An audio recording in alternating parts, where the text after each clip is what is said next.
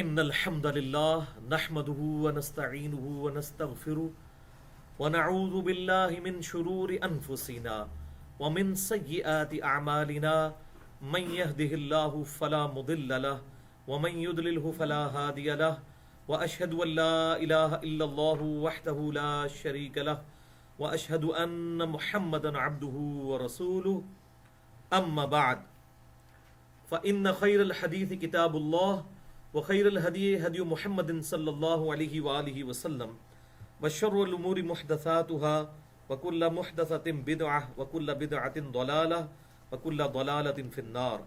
أعوذ بالله السميع العليم من الشيطان الرجيم من همزه ونفخه ونفثه. بسم الله الرحمن الرحيم. رب اشرح لي صدري ويسر لي أمري واحلل عقدة من لساني يفقهوا قولي. بسم اللہ الرحمن الرحیم. ان اللہ وملائکتہ یصلون علی النبی یا ایہا الذین آمنوا صلوا علیہ وسلموا تسلیما. اللہم صل علی محمد وعلی آل محمد کما صلیت علی ابراہیم وعلی آل ابراہیم انک حمید مجید.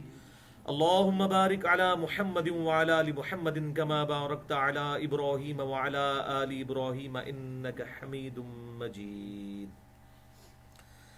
الحمدللہ آج 7 فروری 2015 کو ہفتے کے دن قرآن کلاس نمبر 161 میں ہم سورہ یوسف کی آیت نمبر 23 سے انشاءاللہ شروع کریں گے. بھائیو، ابھی تک جتنی گفتگو ہوئی ہے سورہ یوسف کی، اس میں سیدنا یوسف علی نبینا و علیہ الصلاۃ والسلام کی زندگی کے بایوگرافی کے 2 بڑے بڑے ٹرننگ پوائنٹس جو ہیں وہ ہم سن چکے ہیں. 3 مزید ابھی باقی ہیں، جن میں سے انشاءاللہ اگلے 2 آج ڈسکس ہوں گے اور پھر انشاءاللہ اگلی دفعہ آخری پوائنٹ ہوگا اور سورت بھی انشاءاللہ مکمل ہو جائے گی.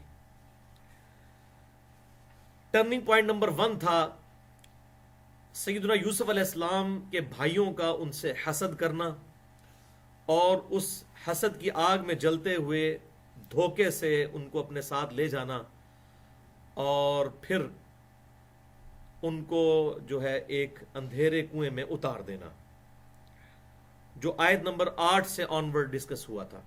ٹرننگ پوائنٹ نمبر 2 آیت نمبر 20 سے آنورڈ تھا، جس میں جن لوگوں نے ان کو کنویں سے باہر نکالا ان کا مصر میں یوسف علیہ السلام کو غلاموں میں بیچنا، اور پھر وہاں عزیز مصر کا، یعنی مصر کا جو بادشاہ تھا اس کا سب سے جو قریبی تھا منسٹری کے پوائنٹ آف ویو سے، عزیز مصر، اس کا یوسف علیہ السلام کو خریدنا اور اپنی بیوی، جس کا نام قرآن میں تو نہیں آیا لیکن تورات اولڈ ٹیسٹمنٹ میں ملتا ہے، زلیخا، اس کے حوالے کرنا کہ تم اس بچے کی پرورش کرو، ہمارے لیے یہ نفع مند ہوگا اور اگر ہم چاہیں گے تو اسے اپنی اولاد بھی بنا لیں گے. تیسرا ٹرننگ پوائنٹ آج انشاءاللہ تعالی شروع ہوگا، جس میں یوسف علیہ السلام پہ ایک بہت بڑی آزمائش آئی، اور وہ عورتوں کی شکل میں، جنہوں نے یوسف علیہ السلام کو ورگلانے کی کوشش کی، اور پھر اسی کے نتیجے میں بالآخر آپ کو جیل جانا پڑا اور تقریباً 9 سال تک آپ جیل میں رہے. اس کے بعد چوتھا ٹرننگ پوائنٹ، یہ تیسرا ٹرننگ پوائنٹ آیت نمبر 23 سے آن ورڈ ہے جو آج ہم شروع کر رہے ہیں. چوتھا ٹرننگ پوائنٹ جو ہے وہ آیت نمبر 43 سے آن ورڈ ہوگا،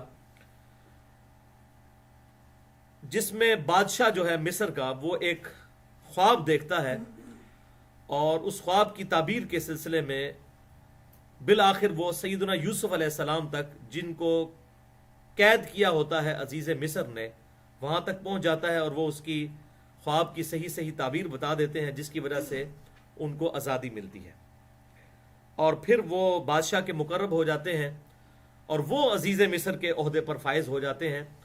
سمجھ لیں کہ فائنانس منسٹری جو ہے وہ ان کے ہاتھ آ جاتی ہے. یوسف علیہ السلام وہاں پہ بادشاہ تو نہیں بنے لیکن بادشاہ کے سب سے مقرب بن گئے.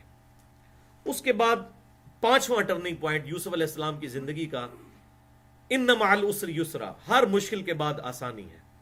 تو آسانیاں جو ہے وہ چوتھے ٹرننگ پوائنٹ سے شروع ہوئی. 5واں ٹرننگ پوائنٹ آیت نمبر 58 سے آنورڈ ہوگا، اور پھر اسی میں ہی صورت بھی کنکلوڈ ہوگی، جس میں جب قحط کی صورتحال پڑتی ہے تو وہی بھائی کہ جنہوں نے یوسف علیہ السلام کو وہاں سے نکالا ہوتا ہے حسد کی آگ میں جل کر، بالآخر وہ قحط سالی سے متاثر ہو کر یوسف علیہ السلام کے پاس ہی اپنے خرچے کے لیے گندم کے چند دانوں کے عوض وہاں پر اس کو حاصل کرنے کے لیے، قحط سالی سے بچنے کے لیے پہنچ جاتے ہیں، حالانکہ وہ یوسف علیہ السلام کو پہچانتے نہیں ہوتے، اور وہاں سے پھر یوسف علیہ السلام ان کی اصلاح کے لیے ایک بندوبست کرتے ہیں، اور بالآخر پھر یوسف علیہ السلام اور سیدنا یعقوب علیہ السلام کی ملاقات تقریباً 40 سال کی جدائی کے بعد ہو جاتی ہے۔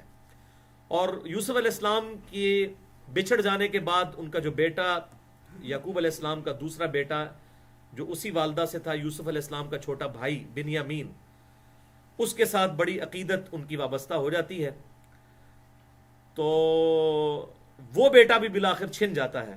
تو جب اس آزمائش میں یعقوب علیہ السلام کو ڈالا جاتا ہے تو پھر ان کا جو اللہ تعالیٰ کی طرف توکل ہوتا ہے وہ مزید بڑھ جاتا ہے، اور پھر اللہ تعالیٰ بالآخر دونوں بیٹے ان کو لٹا دیتا ہے، یوسف علیہ السلام تقریباً 40 سال کی مدت کے بعد۔ اس پورے واقعے میں بہت سارے درس عبرت ہیں، وہ انشاءاللہ ہم ساتھ ساتھ کور کرتے جائیں گے۔ تو یہ 5 ٹرننگ پوائنٹ جو ہیں یوسف علیہ السلام کی بایوگرافی کے، جن میں سے 2 ہم ڈسکس کر چکے، آج انشاءاللہ اگلے 2 ڈسکس ہوں گے، اور پھر آخری جو ہے وہ اگلی کلاس میں ہوگا، جس میں یہ صورت بھی کنکلوڈ ہوگی اور اس صورت کا مقصد کیا ہے وہ بھی بیان کیا جائے گا، اور اس کی جو آپ صلی اللہ علیہ وسلم کے حوالے سے انالوجی ہے اس کو بھی انشاءاللہ تعالی ڈسکس کیا جائے گا۔ اعوذ باللہ السمیع العلیم من الشیطان الرجیم، بسم اللہ الرحمن الرحیم۔ یوسف علیہ السلام عزیز مصر کے گھر میں ہیں، اور اس کی بیوی زلیخا جو ہے وہ ان کی پرورش کرتی ہے، پھر وہ اپنی صحیح جوانی کو پہنچتے ہیں، لیکن پھر ساتھ ہی ایک اور فتنہ شروع ہو جاتا ہے، اس کا ذکر سورہ یوسف آیت نمبر 23، جو یوسف علیہ السلام کی زندگی کا تیسرا ٹرننگ پوائنٹ ہے۔ ایک بڑی آسان زندگی ان کو ملی، لیکن پھر یہ آسانی مشکل میں بدل گئی آزمائش کی شکل میں، اور وہ آیت نمبر 23 سے شروع ہوتا ہے۔ وَرَاوَدَتْهُ الَّتِي هُوَ فِي بَيْتِهَا عَن نَفْسِهِ، اور پھسلانے لگی وہ عورت کہ جس کے گھر میں یوسف علیہ السلام رہ رہے تھے، اپنے نفس کی پیروی کرتے ہوئے، وَغَلَّقَتِ الْأَبْوَابِ، اور اس نے سارے دروازے بند کر دیے، وَقَالَتْ، اور اس نے یوسف علیہ السلام سے کہا، حیت لک، کہ آ اور میری یہ خواہش نفسانی پوری کر۔ اب اندازہ کریں کہ زلیخا جو ہے وہ ان کی ماں کی طرح تھی، ظاہر ہے بچپن سے لے کے پالا تھا، تو ایک ماں بیٹے کا رشتہ تھا، لیکن جب کسی پر برائی کا غلبہ ہو جائے، شیطان کا غلبہ ہو جائے، تو یہاں تک صورتحال پہنچ جاتی ہے۔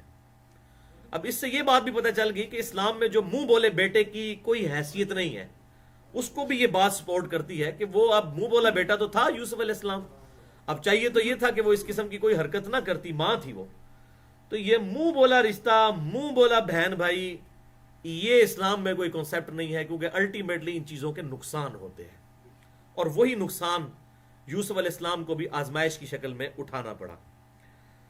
تو اس نے ان کو بہلا پھسلا کر اپنے ذاتی جو اس کا اپنا کمرہ تھا وہاں تک بلایا، وہاں تک جتنے دروازے آتے تھے تمام دروازے اس نے بند کر دیے، اور پھر اس نے ان کو برائی کی دعوت دی۔ تو یوسف علیہ السلام نے کیا کہا؟ قال معاذ اللہ، انہوں نے کہا میں اللہ کی پناہ میں آتا ہوں اس برائی کی طرف سے، اس معاملے میں کہ جس کی طرف تم مجھے بلا رہی ہو۔ انہ ربی احسن مثوایا، بے شک میرا رب جو ہے وہ میرا بڑا محسن ہے، اور اس نے مجھے بڑی عزت کے ساتھ ٹھہرایا ہے۔ اب یہاں رب کا لفظ جو ہے وہ اپنے لفظی معنوں میں ہے، یہ رب سے مراد انہوں نے اپنے آقا کو کہا ہے، یعنی زلیخا کے خاوند کو، پوتیفار کو، کیونکہ رب کا لفظ جو ہے وہ پالنے والے کے لیے بھی آتا ہے، ماں باپ کے لیے بھی آیا نا سورہ بنی اسرائیل میں، رب ارحمہما کما ربیانی صغیرا، اے میرے رب ان دونوں پر رحم فرما جس طرح انہوں نے بچپن میں مجھے پالا تھا۔ تو دنیاوی اعتبار سے رب کا لفظ جو ہے وہ ماں باپ کے لیے بھی استعمال ہوتا ہے، اور اسی طریقے سے وہ غلام کہ جس کو اس کے آقا نے پالا ہو وہ اپنے آقا کے لیے بھی رب کا لفظ استعمال کرتا ہے. اس صورت میں بار بار یہ آقا کے لیے، بادشاہ کے لیے رب کا لفظ استعمال ہوگا. تو یوسف علیہ السلام نے اپنی جو ہے وہ دلیل میں یہ بات پیش کی کہ ایک تو میں اللہ کی پناہ میں آتا ہوں، دوسرا تیرا خاوند جو کہ میرا مالک بھی ہے، جس نے مجھے خریدا اور اتنی عزت کے ساتھ مجھے پالا، وہ مجھ پر اتنا احسان کرنے والا ہے، تو میں اس کے ساتھ ایسی خیانت نہیں کر سکتا. انہو لا یفلح الظالمون، بے شک ظلم کرنے والے کبھی بھی فلاح نہیں پا سکتے. یعنی جو حق تلفی کسی کے کریں گے کبھی بھی ان کو فلاح نہیں ملے گی. تو یہ بہت بڑی حق تلفی ہے کہ میں اپنے احسانوں کا بدلہ اپنے مالک کو اس فارم میں دوں کہ میں اس کی عورت کے ساتھ کوئی برائی کروں. وَلَقَدْ هَمَّتْ بِهِ، اور بے شک اس عورت نے تو قصد کر ہی لیا تھا یوسف کا. وَهَمَّ بِهَا، اور یوسف بھی قصد کر لیتا اس عورت کا. اللہ اکبر. لولا الرآ برہان ربی، اگر وہ اپنے رب کی ایک واضح روشن نشانی نہ دیکھ لیتا. اب یہ نشانی کی ڈیٹیل ہمیں نہیں پتا کہ کیا تھی نشانی. مختلف روایتوں میں آتا ہے کہ اللہ تعالیٰ نے یعقوب علیہ السلام کی شبیہ جو ہے وہ سامنے دیوار پر جو ہے وہ ان کو نظر آئی، جس میں انہوں نے انگلی سے یوں اشارہ کیا کہ بیٹا یہ حرکت نہیں کرنی. لیکن یہ حدیثوں میں نہیں ملتا، روایتیں ہیں تو ان کی کوئی اتھینٹسٹی نہیں ہے. عین ممکن ہے کہ جبرائیل علیہ السلام آگے ہوں اللہ تعالیٰ کی طرف سے. بہرحال کوئی اللہ تعالیٰ کی طرف سے ایسی نشانی دکھائی گئی جس کی وجہ سے یوسف علیہ السلام مضبوط ہو گئے، مزید پختہ ہو گئے اپنے اس نظریے پر کہ میں نے اس برائی میں مبتلا نہیں ہونا. لیکن بڑی خطرناک بات یہ ہے کہ اللہ تعالیٰ فرما رہا ہے عورت کے فتنے کے اعتبار سے کہ اس عورت نے یوسف کا قصد کیا اور یوسف بھی قصد کر لیتا نفسانی خواہش سے مغلوب ہو کر. یوسف بھی ایسا کر سکتا تھا اگر وہ اپنے رب کی برہان نہ دیکھ لیتا. تو اس سے ان فنیٹکس کا رد ہو گیا جو یہ کہتے ہیں کہ انبیاء کرام کے اندر گناہ کرنے کا مادہ ہی موجود نہیں ہوتا. اگر انبیاء کے اندر گناہ کرنے کا مادہ موجود نہ ہو تو ان کا گناہوں سے بچنا کوئی ان کے لیے فضیلت کی بات ہی نہ ہو. فضیلت تو یہ ہے کہ انسان میں برائی کا مادہ موجود ہو تب بھی وہ اللہ تعالیٰ کے خوف اور تقوی اور پرہیزگاری کی وجہ سے برائی سے بچ جائے. تو اب یہاں پر یہ آیت ان کے خلاف ثبوت ہے کہ اللہ تعالیٰ فرما رہا ہے یوسف بھی یہ کام کر لیتے ہیں اگر اللہ تعالیٰ ان کی حفاظت خاص نہ فرماتے، وہ اپنے رب کی برہان نہ دیکھ لیتے. كَذَلِكَ لِنَصْرِفَ عَنْهُ السُّوءَ وَالْفَحْشَاءَ، یوں ہی اس طریقے سے اللہ تعالیٰ نے ہم نے ان سے دور کر دیا برائی کو اور بے حیائی کو. إِنَّهُ مِنْ عِبَادِنَا الْمُخْلَصِينَ، بے شک یوسف علیہ السلام ہمارے مخلص بندوں میں سے تھے. کہ دو لفظ سمجھ لیں، ایک لفظ ہے مخلص. مخلص ہوتا ہے اخلاص پیش کرنے والا اپنے رب کے حضور. جو ہر مسلمان کی خواہش ہوتی ہے کہ میں اخلاص کے ساتھ کوئی کام کروں، اللہ کے حضور اپنا اخلاص، اپنا دین خالص کروں. اور ایک لفظ ہوتا ہے مخلص. مخلص یہ ہے کہ جسے اللہ تعالیٰ خاص کر لے، اپنے لیے خود چن لے. یہ زبر اور زیر کے فرق سے آپ دیکھیں بالکل 180 ڈگری مطلب نکلتا ہے. مخلص اخلاص پیش کرنے والا کہ یا اللہ قبول کر. مخلص اللہ تعالیٰ خود چن لے، کسی کو خاص کر لے. تو پیغمبر چونکہ اللہ تعالیٰ کی حفاظت میں ہوتے ہیں، اللہ کے چنے ہوئے بندے ہوتے ہیں، اس لیے اللہ تعالیٰ ان کو صریح جو بے حیائی اور حرام کام ہے ان سے بچا لیتا ہے الحمدللہ. بہرحال اس حوالے سے جسے ڈیٹیل چاہیے ہو تو میں نے اس پہ بڑی محنت کر کے ایک لیکچر تقریباً 3-3.5 گھنٹے کا تیار کیا اور وہ ریکارڈ ہو کے اپلوڈ ہو چکا ہے. مسئلہ نمبر 88A اور 88B، عصمت انبیاء کرام علیہ السلام کے عقیدے پر شبہات کا تحقیقی جائزہ. کہ انبیاء کرام علیہ السلام کی جو غلطیاں قرآن پاک میں اللہ تعالیٰ نے مینشن کی ہیں، ان غلطیوں کے ہوتے ہوئے ہم ان کے لیے عصمت کا عقیدہ کس حوالے سے رکھتے ہیں. ایک وہ عقیدہ ہے جو عوام الناس میں پایا جاتا ہے، وہ بھی بالکل غلط ہے. اور دوسرا وہ عقیدہ ہے جو چند مذہبی جدید سکالرز میں پایا جاتا ہے، وہ دوسری ایکسٹریم پہ ہیں، وہ بھی غلط ہے. تو اس میں درمیان کا راستہ کتاب و سنت کے دلائل کی روشنی میں مسئلہ نمبر 88 اور 88A اور B اس میں نے بیان کیا ہے. وَاسْتَبَقَ الْبَابَ وَقَدَّتْ قَمِيصَهُ مِنْ دُبُرٍ، اب اسی اسنا میں یوسف علیہ السلام وہاں سے بھاگے اس برائی کی جگہ سے، تو زلیخا نے بھی ان کا پیچھے سے پیچھا کیا، دونوں دوڑ پڑے دروازے کی طرف، اور اس عورت نے پیچھے کی جانب سے یوسف علیہ السلام کا کرتا پھاڑ ڈالا، قمیصہ من دبر، یہ قمیص کا لفظ ہم اردو میں بھی پنجابی میں بھی استعمال کرتے ہیں، قمیص کہتے ہیں۔ تو یعنی یوسف علیہ السلام وہاں سے جان چھڑا کر بھاگے تو اس نے ان کو پکڑنے کی کوشش کی، اسی دوران یوسف علیہ السلام کا کرتا پیچھے سے پھٹ گیا، ظاہر ہے یوسف علیہ السلام آگے آگے تھے، وہ پیچھے دوڑ رہی تھی۔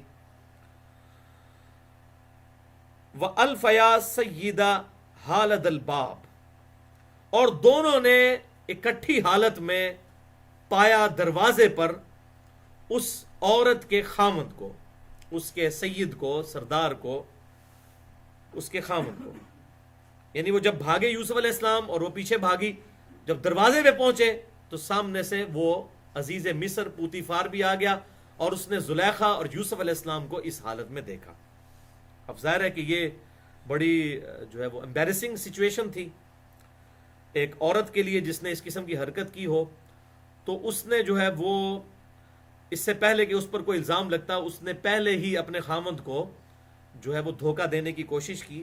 قالت ما جزاء من اراد باہلک سوء، اس نے کہا کہ اے میرے خامند سرتاج بتائیے ایسے شخص کی کیا سزا ہونی چاہیے کہ جو آپ کی گھر والی کو برائی کی نظر سے دیکھے۔ دیکھو ذرا، حرکت خود کی اور پھر یوسف علیہ السلام پر بلیم بھی لگا دیا، اتنی ہلہ شیری۔ الا ان یسجن او عذاب علیم، سوائے اس کے کہ ایسا شخص اس قابل ہے کہ اسے قید کر دیا جائے یا اسے دردناک سزا دی جائے۔ سزا بھی سادی تجویز کر دی کہ جو تیری بیوی کے ساتھ یہ اس نے صلہ دیا ہے ہماری اتنی ساری محنت کا کہ ہم نے اس کی پرورش کی، تو آج اس نے جو ہے وہ تیری بیوی کے اوپر ہی ہاتھ یوں برائی کی نظر ڈالی۔ قال ہی راودتنی عن نفسی وشہد شاہد من اہلہا، تو یوسف علیہ السلام نے کہا کہ نہیں، بلکہ یہی عورت ہے جس نے مجھے اپنے نفس کی طرف بلانا چاہا، وشہد شاہد من اہلہا، تو ایک گواہی دینے والے نے گواہی دی جو کہ رشتہ دار تھا اہلہا، اس کا رشتہ دار تھا اس عورت زلیخا کا، اس نے وہاں پر گواہی دی اور ایک مشورے کی بات کی، کوئی سمجھدار آدمی تھا، اس نے مشورہ دیا کہ ان دونوں میں سے دیکھنا ہے کون جھوٹا ہے اور کون سچا ہے، تو اس کا فیصلہ ایک خاص طریقے سے ہوگا، اور وہ طریقہ کیا ہے؟ ان کان قمیصہ قد من قبل، اگر تو یوسف کی جو قمیض ہے وہ آگے سے پھٹی ہوئی ہے، فصدقت وہو من الکاذبین، تو پھر یہ عورت سچی ہے اور یوسف جھوٹوں میں شامل ہے۔ اگر تو قمیض آگے سے پھٹی ہوئی ہے تو پھر یقیناً اس نے کوئی زبردستی کی ہے، ظاہر لاجیکل بات ہے، تو عورت نے اس کو سامنے سے اس کی قمیض پھاڑ دی ہے، تو پھر یوسف جو ہے وہ جھوٹا ہے اور تیری بیوی سچی ہے۔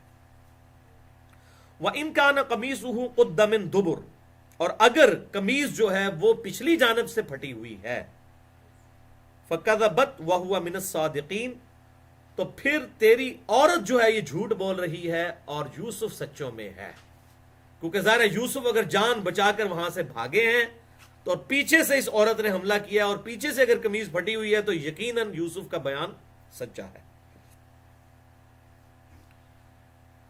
اچھا، اب یہ اس کے بارے میں مختلف روایتیں ملتی ہیں، کچھ کہتے ہیں کہ کوئی ایک شیر خوار بچہ تھا جو بول پڑا، اور کچھ کہتے ہیں نہیں، کوئی سمجھدار شخص تھا اس عورت کے رشتہ داروں میں سے ہی جس نے مشورہ دیا۔ تو میرے نزدیک یہ دوسری رائے جو ہے یہ بہتر ہے کہ کوئی سمجھدار آدمی تھا جس نے یہ مشورہ دیا، ورنہ اگر شیر خوار بچہ اس طرح بول پڑتا تو یہ ایک نیا ہی پینڈورا باکس کھل جاتا نا۔ وہ تو سارے کے سارے اسی یوسف علیہ السلام کے پیچھے پڑ دیتے کہ یار یہ کتنا بڑا جادوگر ہے جس نے اتنا بڑا کارنامہ کیا ہے کہ ایک چھوٹا بچہ شیر خوار جو بول ہی نہیں سکتا تھا وہ بول پڑا ہے، تو پھر تو ان کو تو ہاتھ پاؤں ہی پڑ جانے تھے نا۔ وہ فوراً یوسف علیہ السلام کی جو عظمت ہے ان کے اوپر عیاں ہو جاتی کہ اللہ کے پیغمبر ہیں، تو یہ سٹوری کا رخ ہی کچھ اور ہو جاتا۔ تو یہ عقل بھی مانتی ہے کہ ایسا کوئی معاملہ نہیں ہوا، بلکہ ایک لاجیکل ہوا کہ وہاں پر کوئی سمجھدار آدمی تھا جو اسی زلیخا کا رشتہ دار تھا، اس نے لاجیکل بات کی اور وہ پوتیپار کو سمجھ بھی آ گئی جو عزیز مصر تھا کہ بات بالکل اس کی سچی ہے۔ اب کیا ہوا؟ فلما رآ قمیصہ قد من دبر، پس جب عزیز مصر نے اس کی قمیض دیکھی تو وہ پیچھے سے پھٹی ہوئی تھی. قال انه من کیدکن. تو عزیز مصر نے کہا اپنی بیوی کو مخاطب کر کے زلیخا کو کہ بے شک یہ تم عورتوں کا فریب ہے. یعنی یہ عورت نے فریب دیا ہے. اصل میں یوسف جو ہے وہ سچا ہے. ظاہر ہے یوسف کا کریکٹر بھی اس کے سامنے تو تھا عزیز مصر کے. ان کیدکن عظیم. بے شک عورتوں کا فریب تو ہوتا ہی بڑا خطرناک ہے. بڑا یونیورسل ٹروتھ جو ہے اس نے بول دیا. یوسف اعرض عن ھذا. تو عزیز مصر نے یوسف سے کہا کہ یوسف اس نے جو کچھ حرکت کی تو اس سے صرف نظر کر دے. واستغفری. اور اے عورت تو اپنے گناہوں کی لذنبک اپنی گناہوں کی معافی چاہ. انکی کنت من الخاطئین. بے شک تو ہی خطا واروں میں شامل ہے. اب یہ نہیں کہ وہاں پہ کوئی گاڈ کا کنسیپٹ موجود تھا تو انہوں نے کہا تم معافی, یا جو بھی ٹوٹی موٹی فارم میں تھا بعد اسے کہا تو اپنی غلطی کے اوپر توبہ استغفار. تو سب ریلیجنز میں ہوتا ہی ہے. وقال نسوۃ فی المدینہ. اب ایک اور اسی میں ایک اور آزمائش بھی یوسف علیہ السلام پر آ پڑی اس صورت میں کہ عورتیں کہنے لگیں فی المدینہ اس شہر میں امرأۃ العزیز تراود فتاہا عن نفسی. کہ عزیز مصر کی بیوی کو دیکھو وہ تو ایک نوجوان غلام سے اپنے نفس کی خواہش پورا کرنے کی تمنا رکھتی ہے. اور ظاہر ہے اس ایلیٹ کلاس میں یہ بڑا ایک عیب سمجھا جاتا تھا کہ ایک اتنے بڑے منسٹر کی بیوی اور ایک غلام کے اوپر جو ہے وہ عاشق ہو گئی ہے. تو یہ تو بہت بڑا گری ہوئی نیچ حرکت ہے. قد شغفہا حبا. بے شک اس غلام کی محبت اس کے دل میں گھر کر چکی ہے. انا لنراہ فی ضلال مبین. ہمیں تو یہی لگتا ہے کہ وہ اس کی محبت میں ڈوب چکی ہے.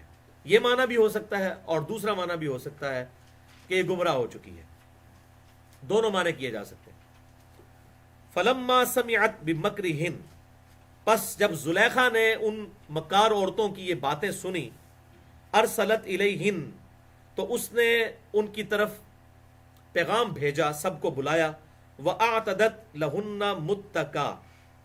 تو سب کے لیے مسندیں تیار کی. اس نے کوئی بہت بڑی ایک پارٹی ارینج کی جس میں اس نے ان ساری عورتوں کو بلایا اور ان کے لیے مسندیں بھی سجا دی. وَآتَتْ كُلَّ وَاحِدَةٍ مِّنْهُنَّ سِكِّينًا. اور ہر عورت کے ہاتھ میں ایک ایک چھری دے دی, بڑی تیز چھری. اور سامنے ظاہر کو فروٹ یا پھل فروٹ وغیرہ اس طرح کی چیزیں رکھی ہوئی تھیں تو ضیافت کا اہتمام کیا. اس میں ایک ایک تیز چھری بھی دے دی. اور جب مجلس پوری گرم ہوئی کہ لوگ اپنے اپنے وہ چھریوں سے جو ہے وہ پھل فروٹ کاٹنے لگ پڑے, کوئی ایسی صورتحال بری, اس وقت اس نے کیا کیا وقالت اخرج علیہن. تو یوسف کو, ظاہر ہے یوسف علیہ السلام تو بیچارے غلام ہی تھے, انہوں نے اپنی مالکن کا حکم تو ماننا ہی تھا. تو کہا کہ تو نکل اور ان کے سامنے آ. فلما رأینہ اکبرنہ. تو جب ان عورتوں نے یوسف علیہ السلام کو دیکھا تو انہیں بہت بڑی شان والا گردانا. وقطعنا ایدیہن وقلن حاش للہ. اور انہوں نے اسی تذبذب میں, اسی حالت میں اپنی انگلیاں کاٹ لی. یعنی کہ اگر کوئی سنترا کاٹ رہی تھی یا کوئی سیب کاٹ رہی تھی, اسی حالت میں اس کی توجہ جو ہے ان عورتوں کی یوسف علیہ السلام کے اس حسن کی طرف ہوئی تو ان کو پتہ ہی نہیں چلا. انہوں نے اپنی انگلیاں یعنی زخمی کر لی. کاٹنے مراد یہ کہ لادہ ہی کر دیں. وہ اس طرح کی حالت نہیں تھی, یہ بالکل کوئی اس کو ایگزیجریشن کر, مراد یہ ہے کہ وہ ظاہر تیز چھریاں تھی, لگ گئیں. توجہ بٹ جائے, وہ تو گھر میں ویسے بھی توجہ بٹ جائے تو بندے کی انگلی کاٹی جاتی ہے, یعنی توجہ بٹنے کا ذکر ہے اس میں. وَقُلْنَا حَاشَ لِلَّهِ. اور انہوں نے کہا کہ سبحان اللہ, ما هذا بشرا, یہ کوئی انسان نہیں لگتا. ان هذا الا ملک کریم, یہ تو لگتا ہے کوئی معزز فرشتہ ہے کوئی. اب یہ نہیں کہ فرشتوں کا کوئی کنسیپٹ تھا ان میں, مطلب ایک جیسے دیو ملائی, جہاں سے ہم بھی کوئی جو ہے وہ کوئی عورت خوبصورت ہے تو مرد اس پہ کمنٹ کر دیتے ہیں تو پری لگتی ہے. پری کا کوئی کنسیپٹ تو کوئی نہیں موجود, بس ایک قصے کہانیوں میں موجود ہے. اس طرح ان کے ہاں بھی کوئی ایسی چیز پائی جاتی ہوگی. کوئی خوبصورت ہے اس کو فرشتہ کہہ دیا, کوئی عورت خوبصورت ہے اسے پری کہہ دیا. تو اسی فارم میں انہوں نے یہ بات کی. یہ تو کوئی فرشتہ لگتا ہے, یہ تو انسان ہو ہی نہیں سکتا. ان ھذا الا ملک کریم, یہ تو نہیں ہے مگر ایک معزز فرشتہ. قالت فذلکن الذی لمتننی فی. تو پھر وہ زلیخا کہنے لگی یہ ہے وہ غلام جس کے بارے میں تم مجھے ملامت کرتی تھی. کہ جی اپنے غلام کو دل دے بیٹھی ہے. یعنی بیسیکلی اس نے ان عورتوں کا بھی پردہ چاک کر دیا. وہ سارے ہی ہم میں ننگے ہو گئے نا. اب مجھے کوئی کچھ نہیں کہہ سکتی. تو آپ اس سے انداز لگائیں کہ ایلیٹ کلاس میں اس وقت کس طرح برائیاں موجود تھیں, اور بالکل سیم برائیاں آج کل کی بھی ایلیٹ کلاس میں اسی طریقے سے موجود ہیں, اور مکس گیدرنگ اور یہ سارے معاملات ہوتے ہیں. وَلَقَدْ رَاوَدتُّهُ عَن نَفْسِهِ, اور بے شک میں نے اسے بہت پھسلانے کی کوشش کی اپنے نفس کی طرف. فَاسْتَعْصَمَ, لیکن وہ اپنی بات پر ڈٹا رہا, اس نے میری یہ دعوت قبول نہیں کی. وَلَئِن لَمْ يَفْعَلْ, اور اگر اس نے یہ حرکت نہ کی جو میں اسے کہہ رہی ہوں. ابھی تک دیکھیں اس نے کوئی توبہ نہیں کی ہوئی ہے, وہ اپنی اس سارے معاملے پہ ڈٹی ہوئی ہے. اس نے کہا اب بھی اگر یوسف نے جو ہے وہ میری بات نہ مانی, ما آمرہ, جس کا میں حکم دیتی ہوں, لَيُسْجَنَنَّ وَلَيَكُونَ مِنَ الصَّاغِرِينَ, تو ضرور اسے قید کروا دوں گی اور اسے ذلیل و خوار کر دوں گی, چھوٹوں میں شمار کروں گی. مراد یہ کہ جب اس کو قید میں ڈال دیا جائے گا تو خود ذلیل و خوار ہو جائے گا معاذ اللہ, تو میں یہ اس کے ساتھ حرکت کروں گی. اب انہوں نے جب یہ یوسف علیہ السلام نے یہ حالت دیکھی کہ پہلے تو ایک مصیبت سوار تھی, اور اب یہ اور عورتیں بھی مصیبت کی شکل میں سوار ہوگی, اور عورتیں بھی یوسف علیہ السلام کی طرف متوجہ ہوئیں, اور آگے ان کے الفاظ سے بھی لگ رہا ہے عورتوں کے فریب کے اعتبار سے. تو انہوں نے کہا لو جی ایک مصیبت ٹلی ہے تو ہن اینیاں مصیبتاں میرے تے پہ گئیاں. انہوں نے پھر اللہ تعالیٰ سے ایک دعا کی, زبردست دعا کیا کی انہوں نے, قال رب السجن احب الی مما یدعوننی الی, اے میرے رب مجھے قید خانہ زیادہ محبوب ہے اس بات کی بنسبت کہ جس کی طرف مجھے یہ عورتیں بلا رہی ہیں. اب یہاں پہ جمع کا صیغہ آیا ہے, یعنی ساری عورتیں جو ہیں وہ ان کو برائی کی طرف بلا رہی تھی. انہوں نے کہا اگر مجھے یہ جیل میں ڈلوانا چاہتی ہیں تو مجھے جیل گوارا ہے, میں جیل میں جانے کے لیے تیار ہوں, لیکن یا اللہ اس برائی سے مجھے بچا لے. اب اس سے آپ اندازہ لگائیں, وہ جو پنجابی میں محاورہ بولا جاتا ہے نا, عقل نہ ہوئے تھے موجیں ہی موجاں, عقل ہوئے تھے سوچیں ہی سوچا. جس کو عقل نہیں ہے تو اس کو تو پتہ ہی کچھ نہیں ہے, وہ تو کہے گا کیا فرق پڑتا ہے, لیکن جسے ذرا سی بھی عقل ہے اسے پتہ ہے کتنی بڑی بغاوت ہے. یوسف علیہ السلام نے یہاں تک گوارا کیا کہ مجھے جیل میں ڈال دیا جائے, میں جیل کی تکلیفیں برداشت کر لوں گا, لیکن جس گناہ کی طرف یہ بلا رہی ہیں اس کا جو عذاب ہے اللہ کے حضور وہ برداشت ہونے والا نہیں ہے. یہ ہے اصل بات. لیکن آج کل اب یہ ویلنٹائن ڈے بھی آنے والا ہے, اور آپ دیکھیں یہ عورتیں اور مرد کس قسم کی معاذ اللہ استغفر اللہ اس برائی میں مبتلا ہوتے ہیں اس موقعوں پر. اور ریسنٹلی ابھی وہ گفتگو بھی میری ریکارڈ ہو چکی ہے, مسئلہ نمبر 106, کالج اور یونیورسٹیز کی لڑکے لڑکیاں جو یہ ڈیٹس مارتے ہیں اس کے حوالے سے اس کی شرعی حیثیت کیا ہے میں نے بیان کی ہے تقریباً 30 منٹ میں. تو انہوں نے کہا میرے رب مجھے تو جیل گوارا ہے اس برائی کی نسبت جس کی طرف یہ مجھے بلا رہی ہیں. وَإِلَّا تَصْرِفْ عَنِّي كَيْدَهُنَّ أَصْبُ إِلَيْهِنَّ وَأَكُمْ مِنَ الْجَاهِلِينَ, اور اے اللہ اگر تو نے مجھ پر عنایت نہ فرمائی اور ان عورتوں کے مکر کو مجھ سے دور نہ کیا تو میں ان عورتوں کی طرف مائل ہو جاؤں گا اور جاہلوں میں شامل ہو جاؤں گا. اب دیکھیں پیغمبر ہیں لیکن ہر معاملے میں اس کی پرائورٹی کلیئر ہے, وہ اپنے ہر معاملے میں اللہ ہی کی طرف رجوع کر رہا ہے کہ یا اللہ تو نے مجھے بچانا ہے, یا اللہ تو نے مجھے بچانا ہے. اب یہاں پر لوگ کیا کہتے ہیں جی آپ فلاں پیر صاحب کے مرید ہو جائیں نا تو آپ کا بیڑا جو ہے وہ پار ہو جائے گا. یہاں تو بھائی پیر پہلے اپنی فکر کرے کہ اس کا اپنا بیڑا پار ہونا ہے کہ غرق ہونا ہے. کوئی شخص اپنے بارے میں گارنٹی کہہ سکتا ہے؟ اب یہ پیغمبر ہیں اور یہ کہہ رہے ہیں یا اللہ تو نے مجھے بچانا ہے, اگر تو نے مجھے نہ بچایا. اب یہاں پہ عورتیں اب ہم کہتے ہیں یار یہ مخلوط جب معاملات ہوتے ہیں یہ پیر فقیر جو ہیں وہ عورتوں کے سروں پہ ہاتھ پھیر رہے ہوتے ہیں, عورتوں کے ساتھ بیعت لے رہے ہوتے ہیں, وہ کہتے ہیں نہیں نہیں یہ تو بڑے پہنچے انہوں کچھ نہیں ہوتا,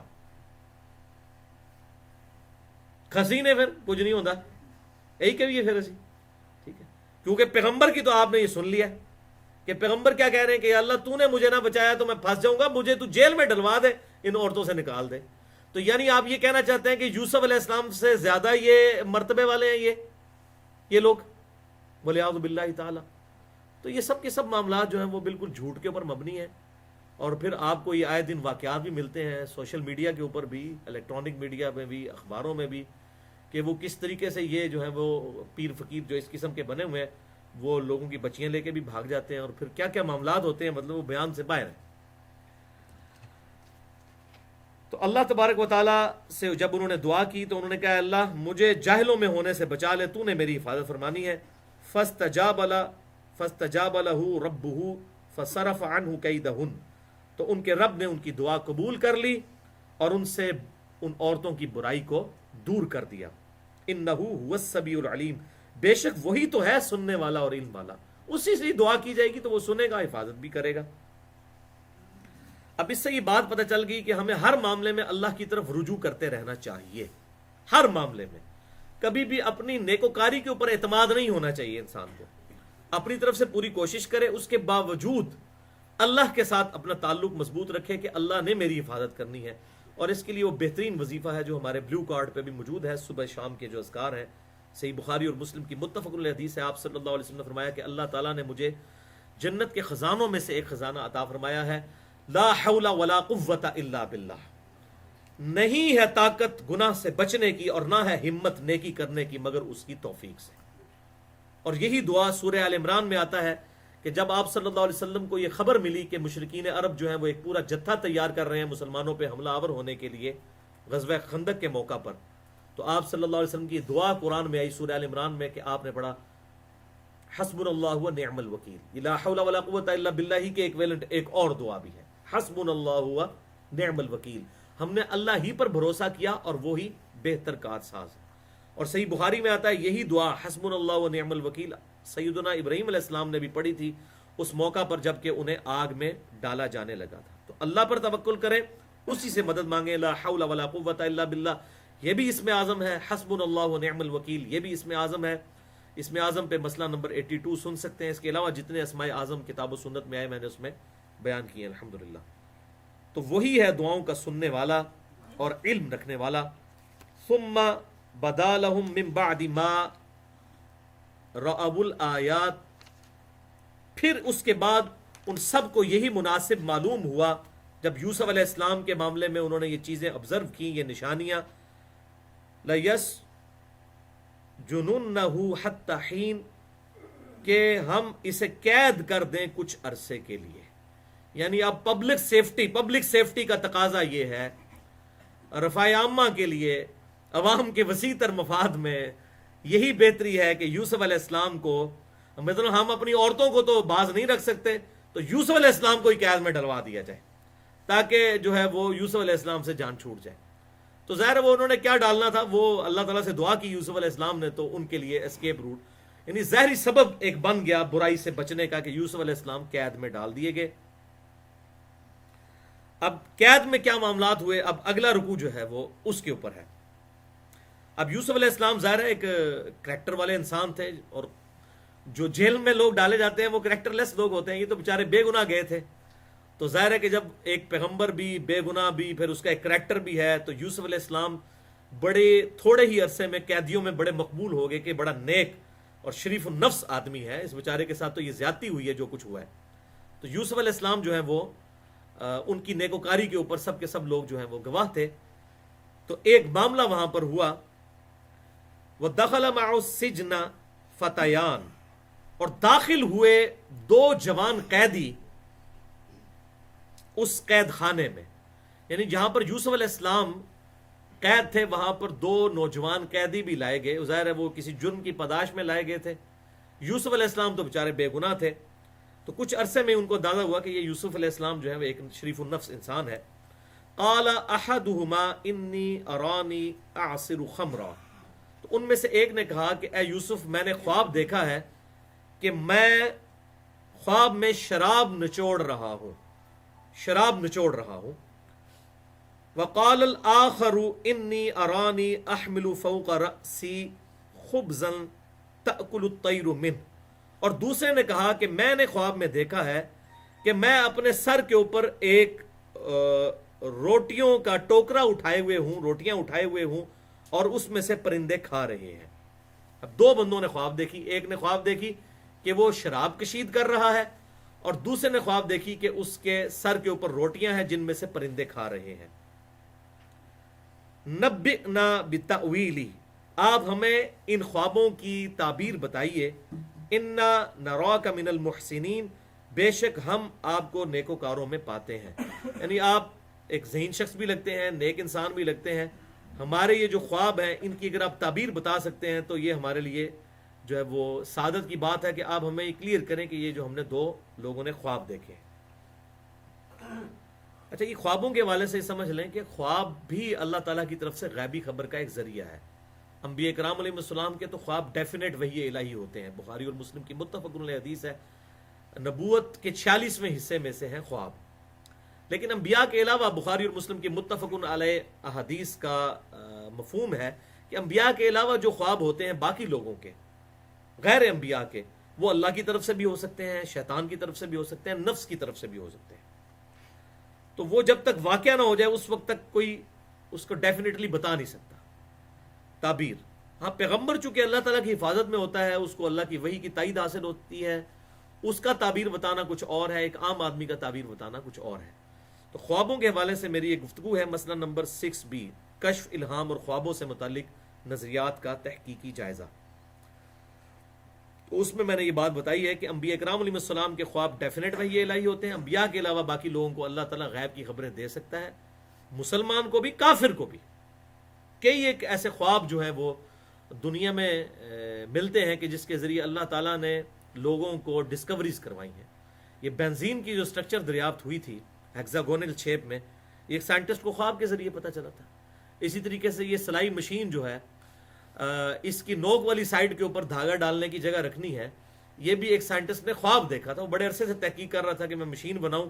تو ویسے تو سوئی جو ہے وہ اس کی دوسری سائڈ کے اوپر سوراخ ہوتا ہے، لیکن جو سلائی مشین والی سوئی ہے اس کے نوک کے اوپر سوراخ ہوتا ہے. تو یہ اس نے خواب میں ایک بانس دیکھا تھا جس کی نوک بنی ہوئی ہے اور اس میں سے نوک والی سائڈ پہ سوراخ ہے. تو اس سے اس کو یہ آئیڈیا کلک کر گیا. اس کے علاوہ کتنے واقعات ملتے ہیں. تو جو بھی کوشش کرے گا اللہ تعالیٰ اس کو راہ دکھائے گا. مطلب اس میں کافر مسلمان ہونا شرط نہیں ہے. اللہ تعالیٰ غیبی خبریں جتنی ڈسکوریز ہوتی ہیں وہ آئیڈیا ہی کسی کے ذہن میں آتا ہے نا، ظاہر اللہ تعالیٰ کی طرف سے ہوتا ہے. وہ نیوٹن نے ایک سیب کے درخت کے نیچے ایک سیب گرتا ہوئی آبزرو کیا تھا، اس نے گریوٹی کی طرف اس کا خیال گیا اور یہ پھر سارے کے سارے معاملات آگے چل پڑے. تو یہ اللہ تعالیٰ جو ہے وہ بعض اوقات کوئی خیال دماغ میں ڈال کے یا کسی خواب کے ذریعے بھی لوگوں کو غیبی خبریں، ٹروتھ ریویل کرتا ہے اس کائنات کے. البتہ جو ریویلڈ نالج ہے، وہی کا علم ہے، وہ صرف انبیاء کے ساتھ خاص ہے جو ڈیفینیٹ ہے. اس کے علاوہ اگر کسی کو غیبی خبر ملے گی، کوئی مستقبل کی خبر ملتی ہے تو وہ سچی بھی ہو سکتی ہے، جھوٹی بھی ہو سکتی ہے. وہ تو جب خبر واقع ہوگی اس کے بعد ہی کوئی ڈیسیژن کر سکتا ہے کہ یہ جناب اللہ کی طرف سے تھا یا شیطان کی طرف سے یا نفس کی طرف سے. ورنہ تو لوگ مطلب اکثر خواب دیکھتے ہی رہتے ہیں اور اکثر خوابوں کا الٹ بھی ہو جاتا ہے. تو یہ خواب دیکھنے میں تو کوئی پابندی نہیں، مفت دیکھے جا سکتے ہیں. تو انہوں نے کہا کہ آپ خوابوں کی تعبیر کر دیجئے. اب یوسف علیہ السلام کو ایک بڑا اچھا موقع مل گیا دعوت کا، کہ چونکہ اب وہ خود چل کے ان کے پاس آئے تھے، اب ان کا مطلب تھا. اب جب مطلب ہوتا ہے تو پھر تو آپ اس کو دعوت بھی دے سکتے ہیں. مجھ سے بھی جب کوئی مسئلہ وہ فون پہ پوچھتا ہے، اور اکثر یہ نوجوان جو کوئی یہ مطلب شادی بیاہ کے جو کیس ہوئے ہوتے ہیں نا، وہ پوچھتے ہیں، تو پھر میں ان کو پہلے تو ان کی کھچائی کرتا ہوں کہ آپ لوگوں نے لو میرج کی کیوں؟ اسلام میں تو بغیر ولی کی اجازت کے شادی کوئی کر ہی نہیں سکتا. تو اس وقت تو وہ اپنی کھچائی کروا لیتے ہیں. ویسے آپ کسی کو کوئی دین کی بات کر کے دیکھیں تو وہ آپ کو ایسے پڑ جائے گا جیسے کہ آپ نے اس کو کوئی ماں بہن کی گالی دے دی ہے. لیکن اس وقت پھنسے ہوتے ہیں تو جی سر جی سر جی سر کر کے بات سن لیتے ہیں. تو یوسف علیہ السلام نے بھی اب آبزرو کیا کہ بڑا اچھا موقع ہے، کیونکہ یہ پھنسے ہوئے ہیں، اب ان کا مطلب ہے، تو اب ان کو میں دعوت توحید بڑے پازیٹیو انداز میں ان کے سامنے رکھ دوں. اور پھر روایتوں میں آتا ہے کہ ان لوگوں نے اسلام قبول بھی کر لیا تھا. تو انہوں نے یوسف علیہ السلام نے ان سے کہا قال لا یأتیکما طعام ترزقانی، تو انہوں نے کہا کہ تمہارا کھانا تمہارے پاس نہیں آئے گا کہ جسے تم کھاتے ہو، الا نبأتکما بتأویلہ قبل ان یأتیکما، مگر یہ کہ میں ان خوابوں کی تعبیر تم سے بیان کر دوں گا قبل اس سے کہ وہ کھانا تمہارے سامنے پیش کیا جائے. ذالکما مما علمنی ربی، یہ علم ان علوم میں سے ہے جو مجھے میرے رب نے سکھایا ہے، یعنی خوابوں کی تعبیر کا علم. اب ساتھ ہی انہوں نے دعوت دینی شروع کر دی. انی ترکت ملت قوم لا یؤمنون باللہ، بے شک میں نے تو ایسی قوم کو چھوڑ دیا ہے جو اللہ پر ایمان نہیں لاتے. اس قوم سے مراد یعنی وہی وہاں کے رہنے والے لوگ تھے جو اللہ پر یقین نہیں رکھنے والے تھے. تو بچپن میں ظاہر ہے کہ یوسف علیہ السلام یہاں پر آئے تھے تو یہ بھی ان کا ایک نیٹو علاقہ بن چکا ہوا تھا. تو انہوں نے کہا یہاں پر جو لوگوں کے نظریات ہیں میں تو ان کو چھوڑ چکا ہوں. انہوں نے کبھی رکھے نہیں تھے لیکن بتایا کہ میں ان سے الگ ہوں. لا یؤمنون باللہ جو کہ ایمان نہیں لاتے اللہ پر، وہم بالآخرۃ ہم کافرون اور وہ آخرت کے بھی منکر ہیں۔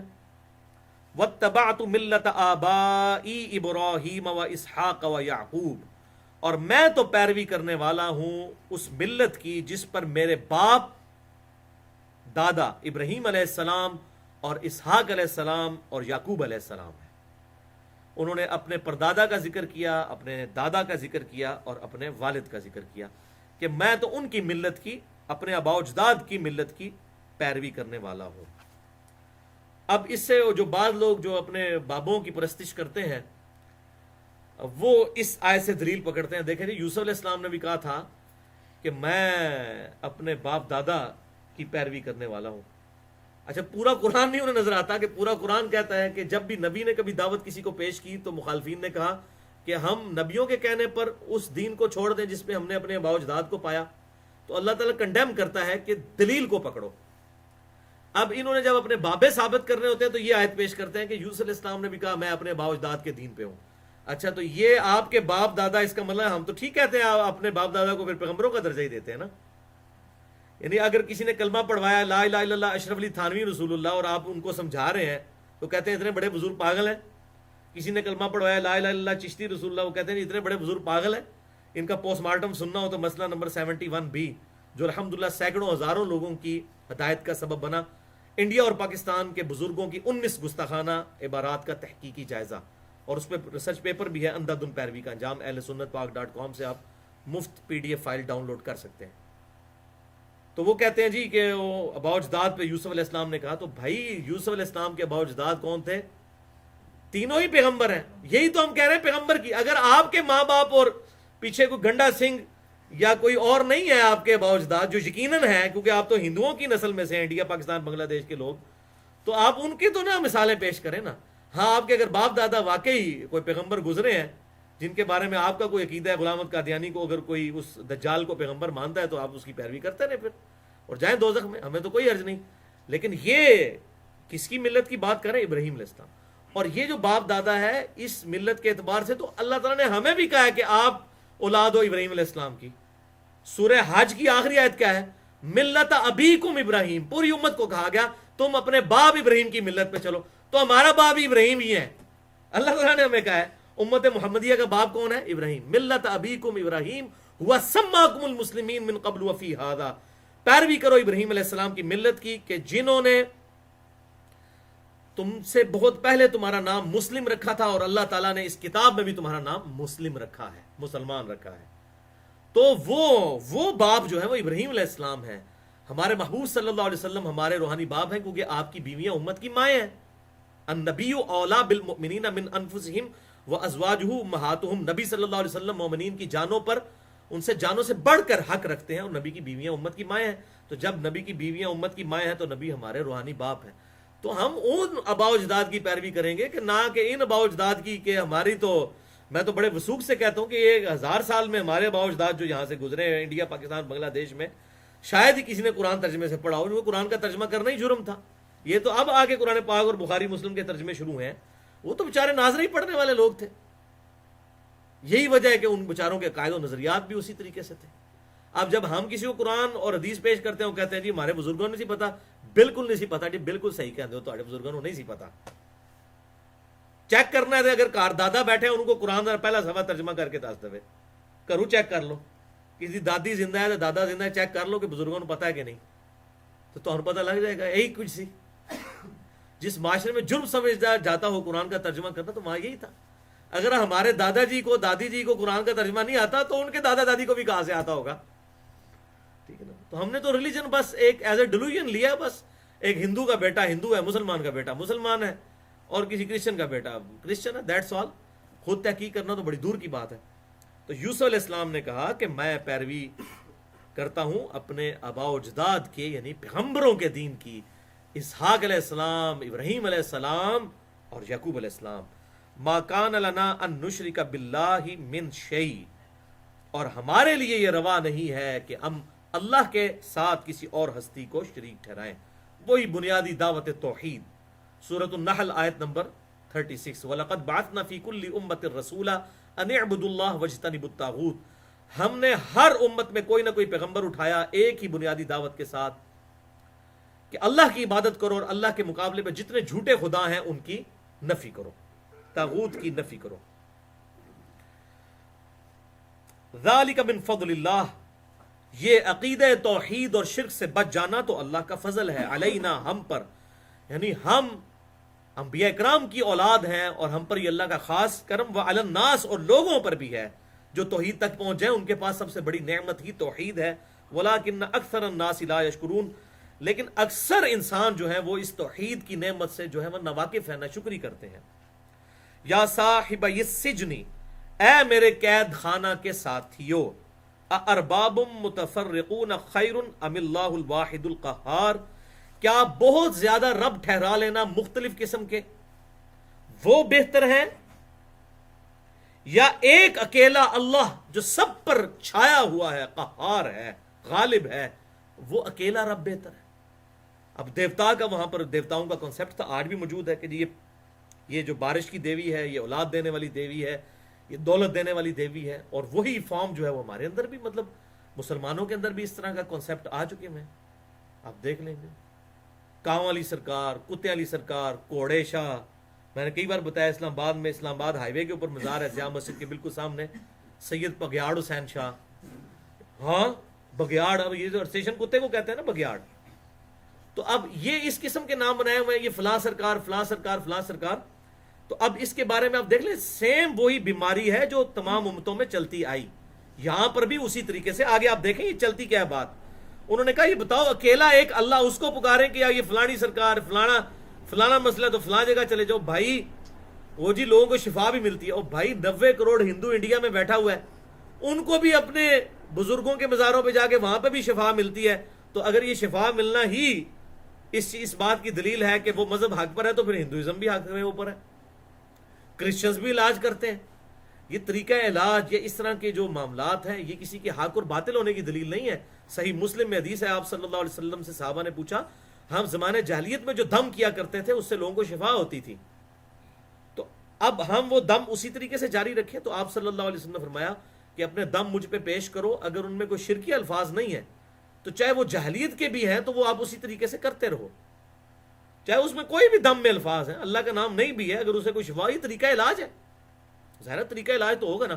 اب مثلا ایک بندے کی آپ ہڈی ٹوٹ گئی ہے تو اس کو آپ دم تو نہیں ڈالیں گے سورہ فاتحہ پڑھ کے، کیا خیال ہے، تو ہڈی جڑ جائے گی. یا ایک بندے کا خون نکل رہا ہے تو آپ اس کے اوپر پھونک مارے، چاہے قرآن پڑھ کے یا کوئی اور چیز پڑھ کے، تو خون رک جائے گا. اس کا ایک پراپر طریقہ اللہ تعالیٰ نے ڈیوائز کیا ہے، ٹھیک ہے، کہ آپ نے خون کو روکنے کے لیے ایک پراپر طریقے سے اس کو لے کے چلنا ہے، ٹھیک ہے. اسی طریقے سے کسی کو دم ڈالنے سے کسی کے بچے کے خطرے نہیں ہوں گے. اگر کوئی بزرگ کہتا ہے جی میں روحانی آپریشن کر لیتا ہوں دم ڈال کے، تو کسی بچے کے خطرے کر کے بتائے نہیں ہوں گے. وہ اس کا ایک فزیکل طریقہ اللہ تعالیٰ نے رکھا ہوا ہے، ہر چیز کا ایک طریقہ ہے. تو اب اس طرح کی جو چیزیں ہیں، نہ اسلام اس قسم کے دعوے کرتا ہے کہ اس طرح کے دم درود یا اس طرح کی چیزوں کے ذریعے آپ نے ہر اس چیز کو اوور کم کر لینا ہے، ایسا نہیں ہوگا. البتہ بعض تکلیف ہیں جو دم کے ذریعے دور ہو جاتی ہیں، لیکن یہ خطرے نہیں ہوں گے دم کے ذریعے. کسی کی ہڈی ٹوٹ گئی ہوئی ہے تو وہ نہیں جڑے گی، وہ آپ کو پلسٹر کرنا پڑے گا، اس کو صحیح فارم میں رکھنا ہوگا، تب معاملات ہوں گے. اسی طریقے سے اگر کسی کا خون نکل آیا تو پراپر دوائی لگانی ہوگی، اگر زیادہ خون نکل رہا ہے تو اس کو کسی طریقے سے کنٹرول کرنا ہی ہوگا، ٹھیک ہے جی. تو ہر چیز کا اللہ تعالیٰ نے علاج تجویز فرمایا.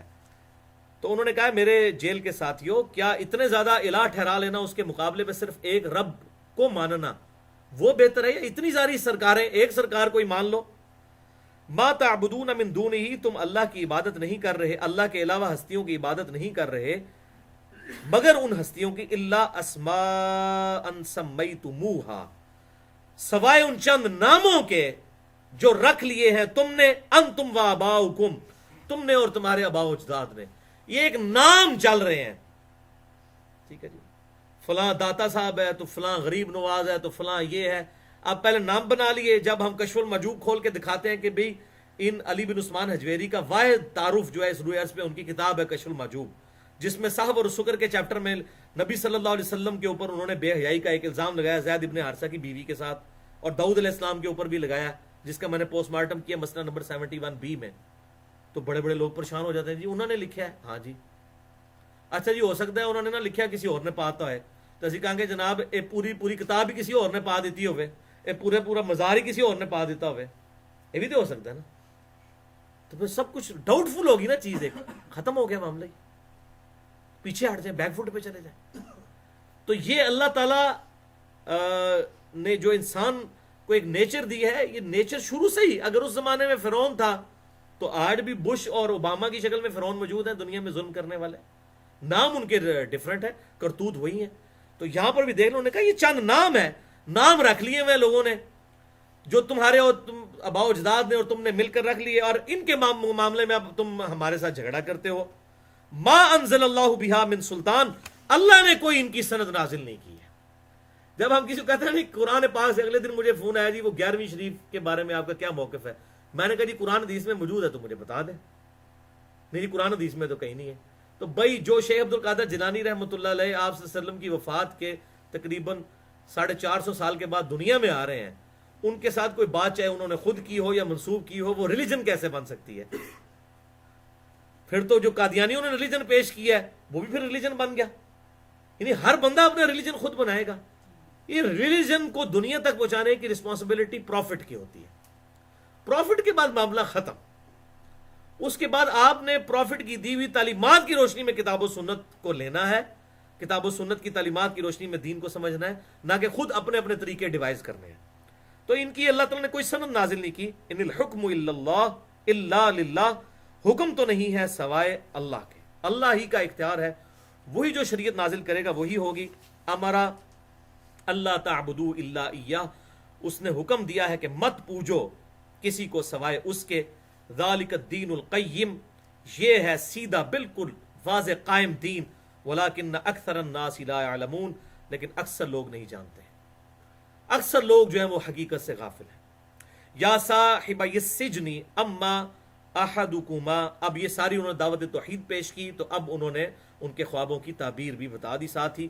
اے میرے قید خانے کے ساتھیو، اما احدکما فیسقی ربہ خمرا، تو تم میں سے جو پہلا شخص جس نے وہ خواب دیکھی تھی کہ میں جو ہوں شراب کشید کر رہا ہوں، تو وہ اپنے رب کو شراب پلائے گا. اب یہاں بھی رب کا معنی جو ہے لغت والا ہے، یعنی اپنے مالک کو.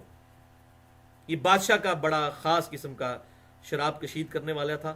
یعنی تم یعنی کہ عنقریب چھوٹ کر جو ہے وہ اپنی پرانی پوسٹ کے اوپر بحال ہو جاؤ گے. وَأَمَّا الْآخَرُ، جبکہ جو دوسرا ہے، فَيُسْلَبُ فَتَأْكُلُ الطَّيْرُ مِنْ رَأْسِهِ، تو وہ عنقریب سولی دے دیا جائے گا اور پرندے نوچ نوچ کر اس کے سر سے کھائیں گے. اس نے دیکھا تھا میرے سر پر روٹیاں ہیں، اس میں سے پرندے کھا رہے ہیں. قُضِيَ الْأَمْرُ الَّذِي فِيهِ تَسْتَفْتِيَانِ، اٹل فیصلہ ہو چکا ہے اس بات کے متعلق جس کا تم نے مجھ سے فتویٰ لیا تھا. یہ فتویٰ کا لفظ ہم اردو میں بھی استعمال کرتے ہیں. تو انہوں نے یوسف علیہ السلام نے کہا کہ یہ معاملات ہونے والے ہیں جو بالکل کلیئر کٹ یوسف علیہ السلام نے وہ تعبیر بتا دی. تو دونوں کو الگ الگ تعبیر بتائی، اور وہ تعبیر ظاہر ہے کہ اللہ کے پیغمبر کی طرف سے تھی، وہ پوری ہونی تھی. وقال للذی ظن انہ ناج، تو یوسف علیہ السلام نے اس شخص سے کہ جس کے بارے میں انہیں یقین تھا کہ یہ تو نجات پا جائے. یہاں ظن جو ہے وہ گمان کے معنوں میں نہیں بلکہ کامل یقین کے معنوں میں ہے. یہ دونوں معنوں میں آتا ہے کہ وہ انہ، آگے وہ آ بھی گئی اس کی تاکید بھی کہ بے شک وہ نجات پا جائے گا. منہما، ان دونوں میں سے. تو انہوں نے کہا اذکرنی عند ربک، اپنے رب کے پاس. اب یہاں بھی رب کا ترجمہ کیا ہے؟ اپنے آقا کے پاس میرا ذکر کرنا. فانساہ الشیطان، لیکن شیطان نے اسے بھلا دیا. یعنی اپنے آقا کے سامنے میرا ذکر کرنا کہ مجھے اس طریقے سے انہوں نے زیادتی کے ساتھ قید کر دیا، اتنی میں نے قید کاٹ لی ہے، تو میرا وہاں پر ذکر کرنا. تو اللہ تعالیٰ فرماتا ہے شیطان نے اس کو ذکر کرنا بھلا دیا. ذکر ربہ، اپنے رب یعنی بادشاہ کے پاس. فلبث فی السجن بضع سنین، یوں یوسف علیہ السلام کئی سال تک اسی قید خانے میں رہے. یہ تقریباً یہ بضع سنین جو ہے وہ عربی میں 10 سے کم کے لیے بولا جاتا ہے. یہ تقریباً 9 سال تک یوسف علیہ السلام نے پھر جیل وہاں پر کاٹی، ان کو وہاں پر کاٹنی پڑی. اب اس سے یہ بات بھی پتہ چلی کہ یہ توکل کے منافی نہیں ہے کوئی اسباب اختیار کرنا. یعنی یوسف علیہ السلام نے وہ سبب اختیار کیا کہ میری سفارش کرنا وہاں پر کہ اس طریقے سے مجھے ناجائز جو ہے وہ اندر ٹھہرایا گیا. اور اللہ تعالیٰ نے دیکھیں یوسف علیہ السلام کو اس پہ کنڈم بھی نہیں کیا.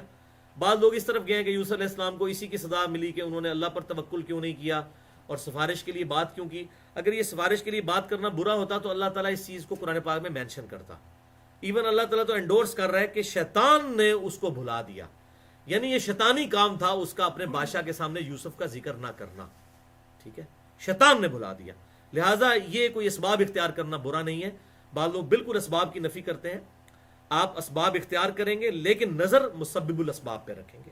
توکل کے منافی نہیں ہے سبب اختیار کرنا. اس پہ میں نے جو مسئلہ نمبر 103 دیا ہے، اللہ کی طرف سے رزق کی تقسیم کا مسئلہ کیا ہے، اس میں بھی میں نے جو ہے وہ علمی گفتگو کی ہے کہ اکثر لوگ جو اسباب کی نفی کرتے ہیں، جی اللہ تعالیٰ چاہے تو بغیر پیاس کے پانی کے پیاس بجھا دے، اللہ تعالیٰ چاہے تو بغیر روٹی کے بھوک مٹا دے. بالکل اللہ تعالیٰ چاہے تو نا، لیکن ابھی تو اس نے یہی چاہا ہے کہ روٹی سے ہی بھوک مٹے گی اور پانی سے ہی پیاس مٹے گی. اب اپنی چاہت تو نا آپ اللہ تعالیٰ کو. اور جی اللہ تعالیٰ دیکھیں جی آگ بھی ٹھنڈی کر سکتا ہے، ابراہیم علیہ السلام کے لیے نہیں ہوئی. اللہ تعالیٰ چاہے تو وہ پانی میں بھی راستہ نکال سکتا ہے، جی حضرت موسیٰ علیہ السلام کے لیے نہیں ہوا. بھائی یہ اکا دکا مثالیں جو ہیں، یہ ایکسٹرا آرڈنری مثالیں، یہ ایز اے رول نہیں ہے. ورنہ یہ مولوی یہ ساتھ یہ مثال کیوں نہیں دیتے ہیں کہ اللہ تعالیٰ چاہے تو بغیر شادی کے بھی اولاد دے سکتا ہے. دیکھیں نا حضرت مریم کو نہیں دی، اوتے انہوں نے 3 زنانیاں کیتیاں ہونیاں نے، پہلے شاگردنیاں ہونیاں نے پھر زنانیاں بنا لیندے نے. اس طرح ہی ہوتا ہے نا. وہاں بھی آپ اللہ پر توکل کریں. نہیں جی شادی تو سنت ہے، تو اسباب اختیار کرنا سنت نہیں ہے. اے پھکی نستے اینٹی وینم، جب بھی اسباب کی نفی کر رہے ہو تو ان کو کہیں آپ شادی بھی نہ کریں، اللہ چاہے گا تو بغیر شادی کے بھی اولاد دے دے گا. دیکھیں نا حضرت مریم کو نہیں دیا ہے اتنی نیک اولاد عیسیٰ ابن مریم. تو کہنے جی وہ تو جناب ایک معجزہ سی نا. تو بھائی یہ اگ جڑا بجھ جانا بھی معجزہ ہے نا.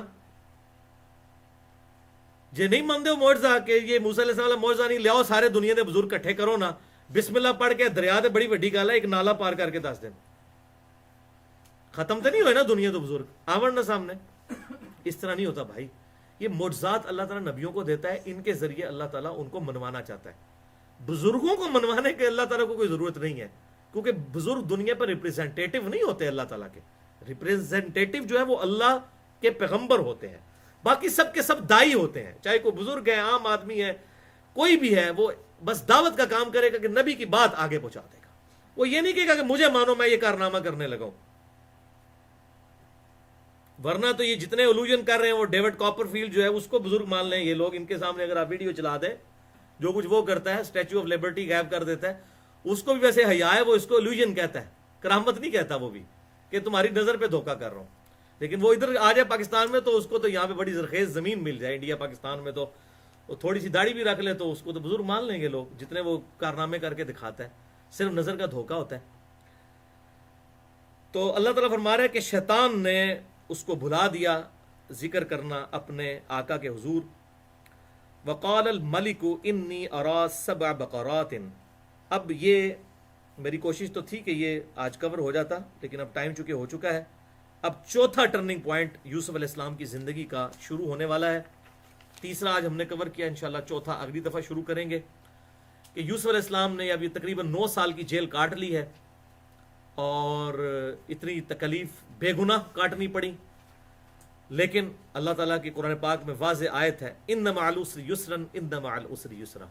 بے شک ہر مشکل کے بعد آسانی ہے، ہر مشکل کے بعد آسانی ہے.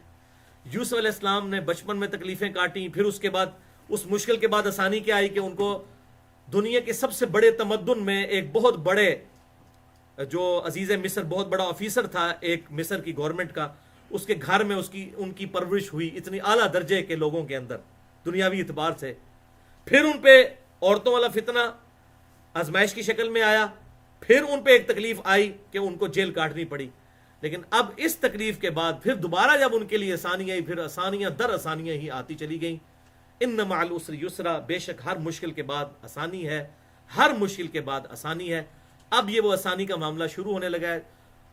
یوسف علیہ السلام کی زندگی کا چوتھا ٹرننگ پوائنٹ، یعنی یوسف علیہ السلام کس طرح پھر وہ اس جیل سے آزاد ہوئے جس میں کوئی بظاہر صورت نظر نہیں آتی تھی کہ یوسف علیہ السلام کس طرح اس قید خانے سے نکلیں گے. اتنے بڑے منسٹر نے ان کو قید کروایا ہوا تھا، تو وہ آپ کی تو کوئی واقفیت بھی نہیں تھی. جہاں واقفیت تھی، جو باہر جا کے ذکر کر سکتا تھا، جو آزاد ہوا وہ بھی ذکر کرنا بھول گیا.